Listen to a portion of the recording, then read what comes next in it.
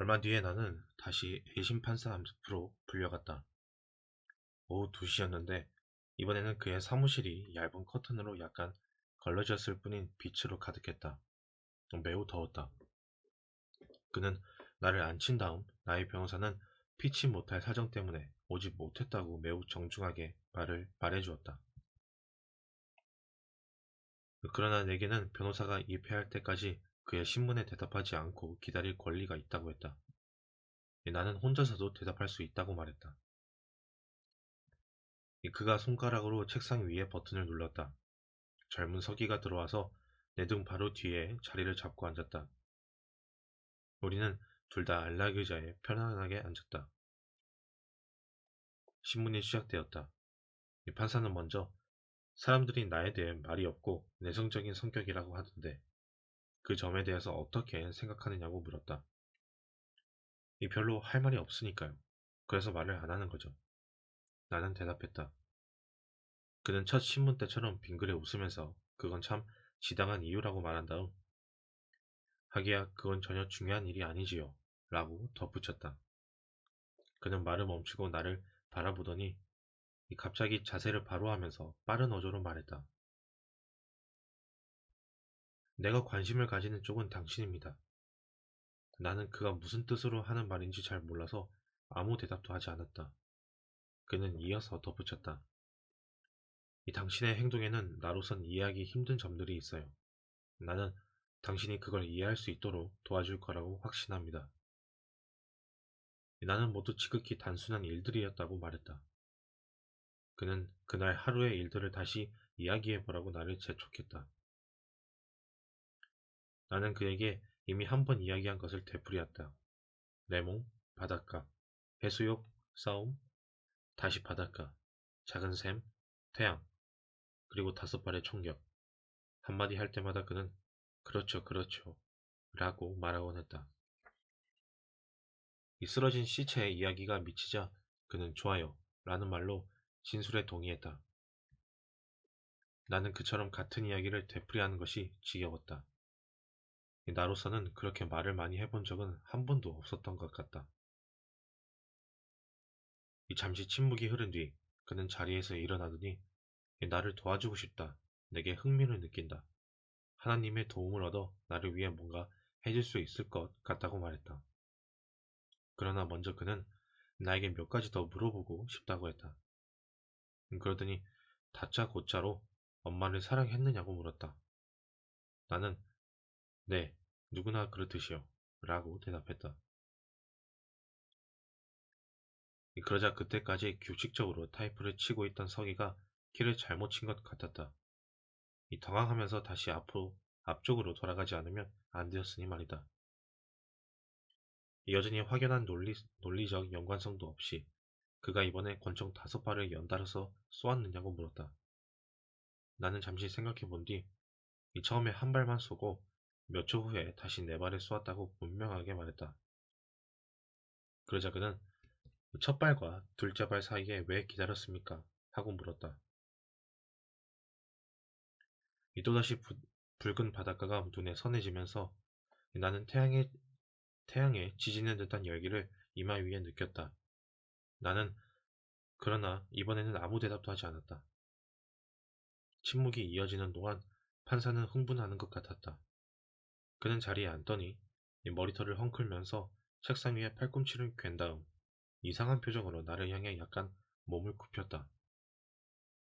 왜, 왜 땅바닥에 쓰러진 시체에다 대고 쏘았느냐고요? 그 물음에도 나는 대답할 수가 없었다. 예심 판사는 두 손으로 이마를 짚고 목소리까지 약간 변해서는 거듭 물었다. 왜요? 그 까닭을 말해줘야죠. 왜요? 나는 여전히 입을 다물고 있었다. 갑자기 그가 일어서서 사무실 한끝으로 성큼성큼 걸어가더니 서류함에 어떤 서랍을 열었다.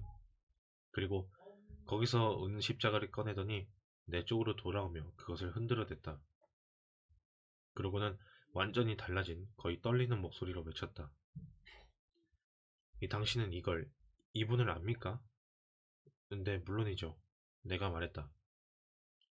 그러자 그는 빠르고 격정적인 어조로 자기는 신을 믿는다고 신이 용서하지 못할 만큼 죄가 많은 인간은 하나도 없지만 다만 신의 용서를 받기 위해서는 인간이 뉘우침을 통해서 어린애처럼 마음을 깨끗이 비우고 모든 것을 받아들일 준비가 돼 있어야 한다는 것이 자신의 신념이라고 말했다. 그는 책상 위로 온몸을 기울이고 십자가를 거의 내 머리 위에서 휘두르다시피 하고 있었다. 솔직히 말해서 나는 그의 논리를 제대로 따라갈 수가 없었다. 우선은 너무 더운데다 그의 사무실에 있는 큼직한 파리들이 내 얼굴에 달라붙곤 했기 때문이고 또 그가 내게 좀 겁을 주기 때문이기도 했다. 그와 동시에 그건 좀 우스꽝스럽다는 생각도 들었다. 왜냐하면 뭐니뭐니 해도 범죄자는 바로 나였으니 말이다. 그런데도 그는 계속해서 떠들어댔다. 내가 대강 이해한 바로는 그가 생각할 때 나의 자백 가운데는 오직 한 가지 모호한 부분이 있으니 그건 바로 둘째 발을 쏘기 전에 짬을 두고 기다렸다는 사실이다. 그 밖의 내용은 다 이해가 되는데 바로 그 점을 그는 이해할 수 없었다. 나는 그에게 그처럼 집요하게 물고 늘어지는 것은 내 잘못이라고 그 마지막 문제는 그다지 중요하지 않다고 말할 셈이었다.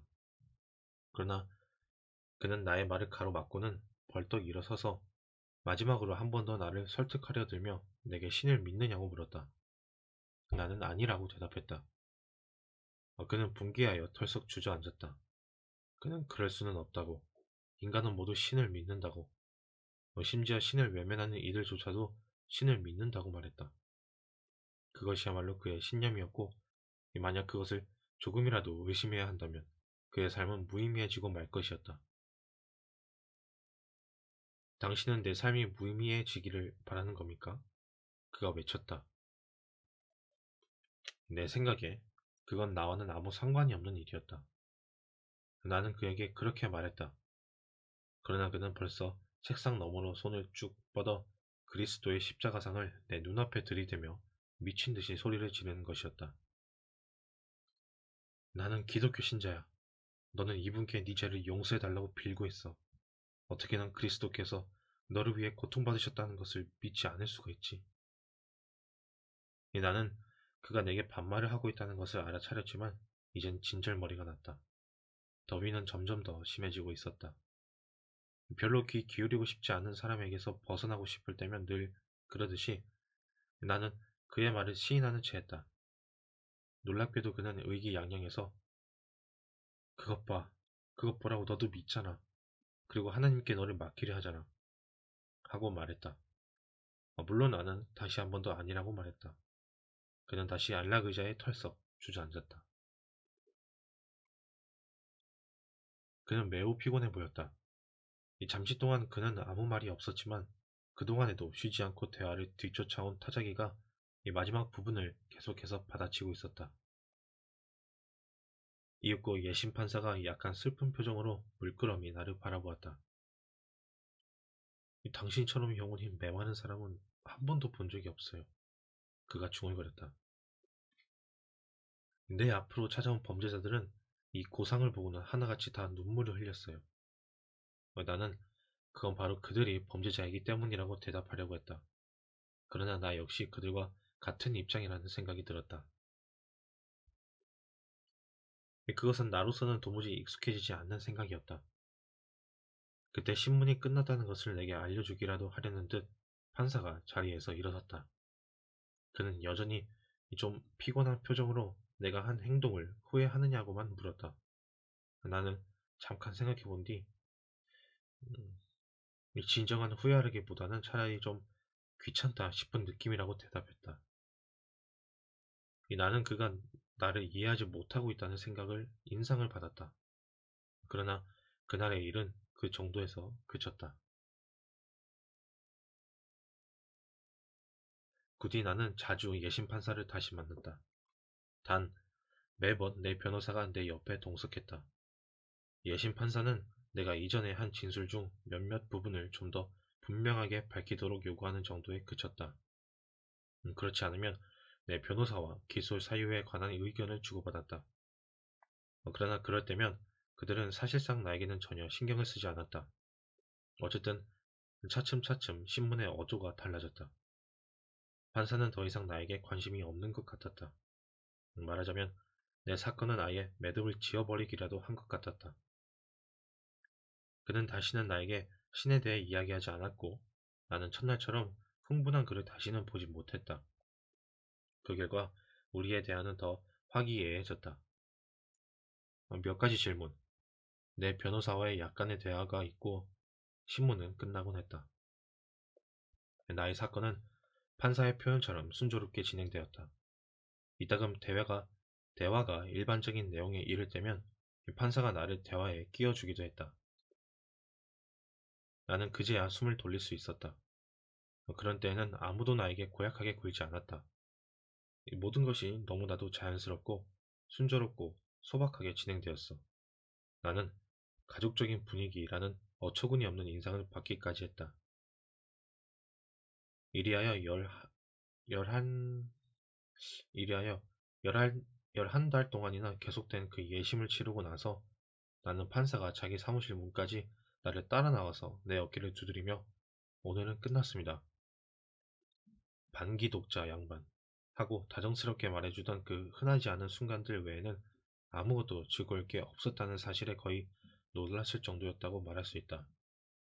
그러고 나면 나는 다시 경관들의 손에 인계되는 것이었다.